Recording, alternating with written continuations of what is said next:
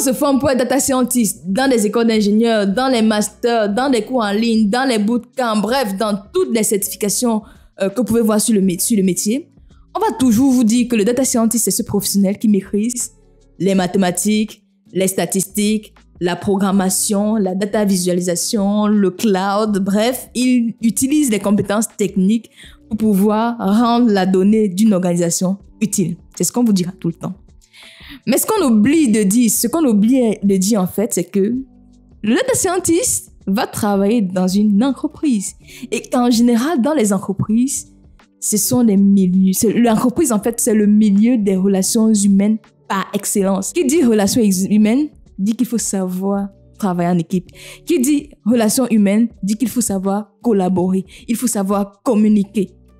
Et malheureusement, ces compétences, on ne nous les apprend pas à l'école. Et on ne nous dit pas surtout que c'est possible de travailler sa communication. C'est possible d'apprendre à travailler en équipe. Et oui, c'est bien possible. Et dans cette vidéo, je vais partager avec vous 5 livres que j'ai lus depuis le début de ma carrière qui ont complètement changé ma vie professionnelle. Je vais commencer tout de suite par le premier que moi je recommande toujours, tout le temps. C'est celui-ci, Comment se faire des amis de Dale Carnegie. En fait, le livre, je pense que c'est un must-read. Tout le monde doit le lire, en fait, pour pouvoir évoluer dans sa carrière. C'est un livre qui a été écrit en 1936, qui a paru en 1936, mais qui résonne encore aujourd'hui. Il a encore de l'impact. Quand je l'ai lu, tout ce l'auteur disait était encore applicable dans notre vie de tous les jours. Et c'est d'ailleurs le livre je pense que le plus recommandé en matière de communication. Pourquoi est-ce que je recommande ce livre? Déjà parce que premièrement, ça m'a permis de comprendre que la communication, ça s'apprend. Savoir communiquer, c'est une compétence qui s'apprend, comme les mathématiques, comme les statistiques, comme la programmation. Ça, c'est le premier point. Ça m'a également fait comprendre la nature humaine, le cerveau humain. Comment est-ce que la personne en face de soi interagit? Parce que pour pouvoir travailler avec quelqu'un, il faut comprendre cette personne. Il faut se comprendre et aussi comprendre la personne en face. Donc, ce livre, c'est vraiment un must-read en matière de communication. Peut-être vous partager ce qui, moi, m'a, par exemple, marqué dans le livre, c'est que, en général, lorsqu'on communique avec des personnes, l'auteur dit que tous les êtres humains sur la Terre, je dis bien tous, la plupart, sauf si vous êtes surhumain, pensent qu'ils ont raison dans un débat. En général, les personnes pensent à 100% qu'ils ont raison. Et que ça ne sert absolument à rien de montrer à l'autre lors d'une discussion qu'il a tort. Ça ne sert à rien. En fait, ce qui est super important lorsqu'on discute avec des personnes, c'est déjà d'essayer de comprendre pourquoi la personne pense comme elle pense. Parce que si quelqu'un dit quelque chose parce qu'elle a des hypothèses, elle a des mécanismes qui ont conduit à penser cela. Donc, au lieu de chercher à montrer que non, tu as tort, non, moi j'ai raison, je suis le plus fort, vous pouvez gagner en fait juste la discussion. La personne va dire oui, tu es fort, mais vous aurez perdu la relation. Ce qui est super important d'après l'auteur, c'est plutôt chercher à comprendre la personne en face de toi, à poser des questions pertinentes. Et l'objectif, ce n'est pas de faire changer la vie de la personne. Peut-être l'objectif, ce sera plutôt de lui faire connaître une nouvelle façon de penser et qui vont l'aider à proposer une solution différente. Donc, c'est un peu ça la différence en fait. Au lieu de chercher à changer la vie à quelqu'un, aider la personne à changer de pensée. Les êtres humains aiment penser par eux-mêmes, donc l'accompagner dans ce processus, c'est ça qui fait la différence. Donc moi, je pense que c'est un livre que tout le monde devrait lire. Toujours dans ce registre, on va passer au deuxième livre que je recommande. Et celui-ci, il est assez volumineux, je l'accorde. C'est L'intelligence émotionnelle de Daniel Goleman. Comme je le disais au départ, le monde de l'entreprise, c'est vraiment le monde des relations humaines par excellence. Et qui dit être humain, dit émotion. Et qui dit gestion des émotions, dit l'intelligence émotionnelle. Vous voyez, c'est un gros livre, mais il y a 2 tomes. Et dans ce livre, justement, l'auteur nous montre que à l'école, on nous apprend à avoir un QI élevé. Mais ce qui fait la différence, en fait, c'est avoir le quotient intellectuel élevé. Il y a une situation que moi, j'aime bien. Les compétences techniques, le QI, en fait, en général, vous permet d'avoir votre premier travail. Les compétences techniques vous aideront à avoir le premier travail, mais ce qui fera la différence pour pouvoir évoluer, pour pouvoir être manager, pour pouvoir même avoir des projets plus importants, ce sont les compétences comportementales. C'est l'intelligence émotionnelle qui permet justement de fédérer, qui permet d'avoir de l'impact. Et je recommande ce livre parce qu'il va vous permettre déjà premièrement de comprendre que les émotions des êtres humains, que ce soit la peur, la colère, la joie, la tristesse, C'est tout simplement des mécanismes que le cerveau met en place pour nous protéger, nous. Donc, il faut qu'on apprenne à les accepter, ne pas essayer de les refouler. Par exemple, dans le livre, il montre que lorsqu'on est en colère, ça ne sert à rien d'aller... Il y a une croyance qui dit que lorsqu'on est en colère, il faut aller déverser sa colère. En fait, lorsque tu déverses ta colère, tu peux mal déverser la colère en face de la personne. Tu peux blesser la personne en face de toi. Donc, le plus important, c'est de comprendre pourquoi est-ce qu'on est en colère et de l'accepter, en fait. Deuxième élément important également, c'est que dans les relations humaines, il faut apprendre à comprendre l'autre, un peu comme Dale Carnegie. Mais celui-ci, il va un peu plus loin. Il faut apprendre à comprendre l'autre, essayer de voir les choses du point de vue de l'autre, faire preuve d'empathie. Donc, je pense que ça, c'est une compétence que tout le monde doit avoir, même si on n'est pas manager. Faire preuve d'empathie, c'est être capable de voir les choses du point de vue de l'autre.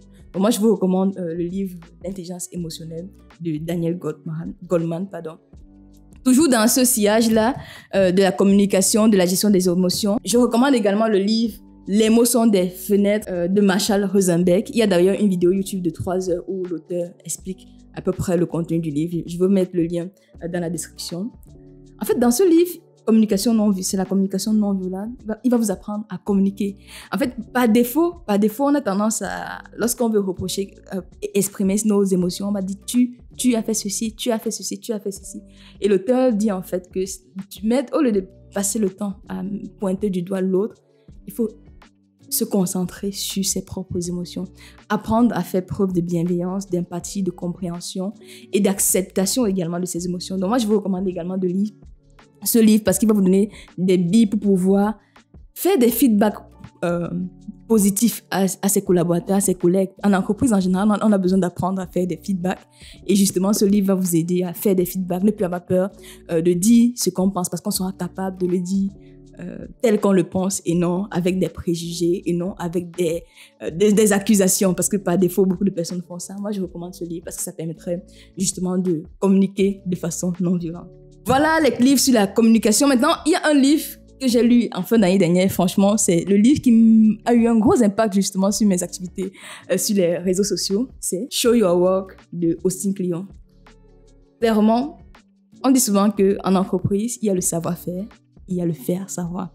Parfois, vous pouvez faire un travail, vous croyez que, ah oui, je travaille bien, mon travail va se connaître tout seul. Non, ça ne marche pas comme ça. Il faut apprendre à vendre son travail, il faut apprendre à partager avec les autres, il faut apprendre à vendre le travail qu'on a réalisé. Et justement, le livre-ci parle de cela, du fait de montrer son... Déjà, à lever le syndrome de à lever le syndrome de l'imposteur, j'y arrive. Parce qu'en général, on a peur de travailler parce qu'on a peur de se vanter, parce qu'on a peur que les autres vont dire « Ah oui, mais ce n'est pas assez. » Est-ce qu'on est vraiment expert? Et l'auteur dit « On n'a pas besoin d'être expert pour partager sur un sujet. » Lorsqu'on connaît quelque chose, il y a au moins quelqu'un dans le monde qui ne connaît pas cette chose et ça peut aider cette personne. Et c'est cette personne-là qu'on cible.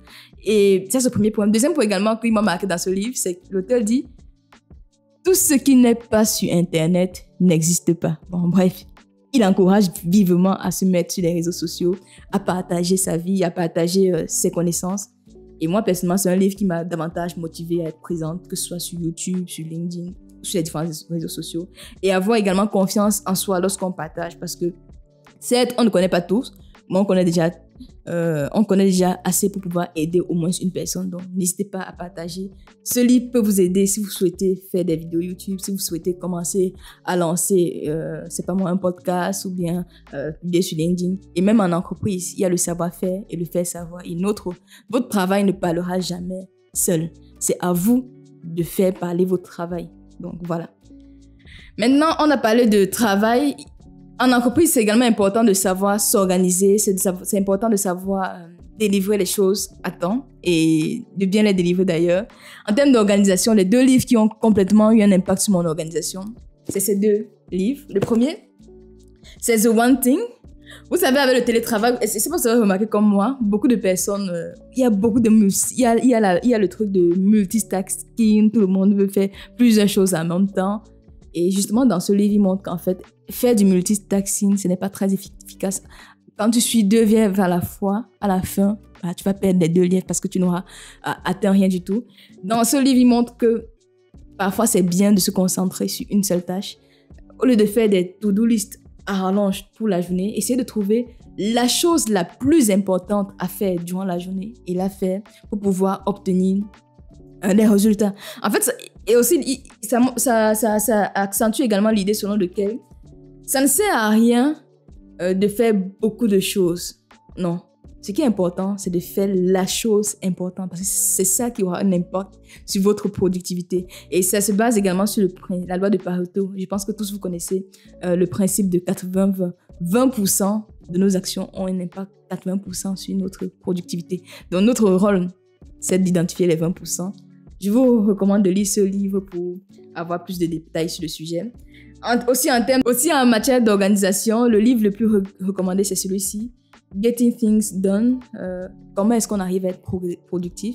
Et l'auteur, un élément qui m'a marqué dans ce livre, c'est l'auteur montre que lorsqu'on a quelque chose, ça ne sert à rien de garder trop de choses dans la tête, c'est important de noter. Lorsque vous avez une idée, n'hésitez pas à la noter pour pouvoir libérer votre cerveau et vous concentrer sur des éléments qui sont réellement productifs. Donc voilà, Getting Things Done, The One Thing, ce sont les 2 livres que moi je recommande. Il y en a d'autres, il y a Flow, il y a Deep Work, mais voici les 2 livres qui ont eu un gros impact. L'idée de faire une seule chose à la fois et aussi sortir tout ce qu'on pense de son esprit pour pouvoir être productif et se concentrer sur les tâches les plus importantes. On garde le meilleur pour la fin. Lorsqu'on sait communiquer, on sait gérer ses émotions, on sait travailler en équipe, on sait gérer son temps, on connaît vendre son travail.